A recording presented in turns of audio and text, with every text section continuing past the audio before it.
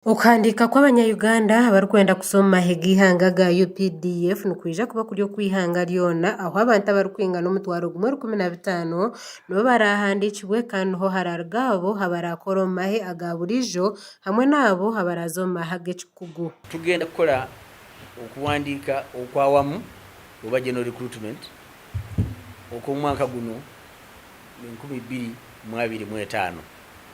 Tugenda kuwandiika abantu 1,115 bannayuganda okuruga ebiro 7 eby'okwa 7 mpaka 2011 eby'okwa 7 omwaka 2025 abarikwenda kutaaha omu mahe nibaija kukozesa omukutu ogwa recruitment.updf.go.ug. okuva ng'ennaku z'omwezi 7 omwezi ogw'omusanvu gwe baraza olujja okutunga ga 11 omwezi ogw'omusanvu omwaka guno 2025 abaagala okuyingira amagye bajja kusabira ku mikutu ku mitimbagano webalinyi ku mitimbagano kye tuyise online. Kakati banaakola batya?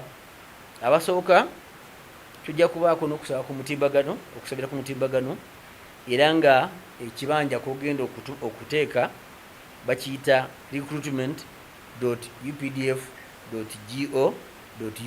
Abarikwenda kuza omu mahe ga burijo biine kuba bashomere siniya ya kana emyaka biine kuba biine 18 hamwe na 22 kandi abarikwenda kuza omu Air Force nibenda b'emyaka 18 hamwe na 30 aharabe harimu ba pilots hamwe na ba pilot instructors. Abajja okugenda mu magye agalwanira mu bbanga bano nga balina obukugu bwengenda okugerako wano wammanga. Twagala benkanawa mu myaka wakati emyaka 18 na 3. Lwaki bo tubongerayo? Kubanga abamu batwala ebbanga ddene nga basoma. Abasooka ba pilot abo boona barabe bashunshwirwe okutaaha omu mahe nibaija kuba batoorinwe omu districts 35 hamwe na cities 11. Omu bindi ebirikwetagwa harimu ebaraha ya application, ebaraha ya chairman w'entebe y'okubanza, chairman w'entebe ya kabiri, chairman w'entebe ya kashatu hamwe na diso endangamuntu ningashi NIN ebihandiiko by'obwegyese ebya original. District zonna 135 n'ebibuga 11 tujja kubaayo n'okurikruutinga okusinziira ku bali abayiseemu omutimbagano. Abo bajja kujja nga balina okusaba okuwandikiddwa mu mukono gwabwe handwritten, nga balina okusembebwa ssentebe w'akakiiko akasooka ak'ekyalo oba ak'ekitundu kye, ssentebe w'akakiiko akokubiri ne ssentebe w'akakiiko akokusatu ne GISO oba Gombola Internal Security Officer oba DISO. Abarashaba okutaaha omu mahe barikukozesa omutimbagano nibashabwa kutaho obushano bwabo bwa passport, ebihandiiko byabo eby'obwegyese hamwe n'endangamuntu kandi abararabemu nibaija kuteebwa aha kibanja ky'omutimbagano ekya UPDF. Abasaba kolayini bajja kuweeka okusaba kwabwe ku mutimbagano.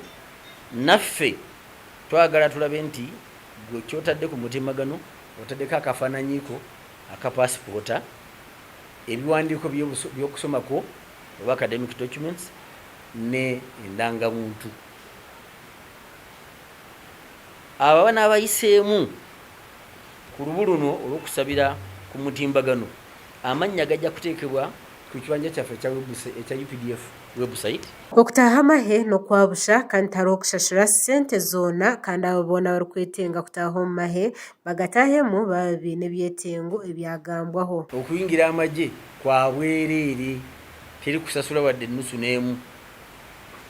Ate bannaffe bawala baffe mweyina okuyingira amagye naddala abo abalina obukugu bwenjogeddeko awo. Abakugu boona barataaha amahe bashabwa kugenda n'ebirikubakwataho nk'empapura z'ishomero. Makuru aga gaashakwa Ivan Nyesiga muri Kampala aha Bwatayari West.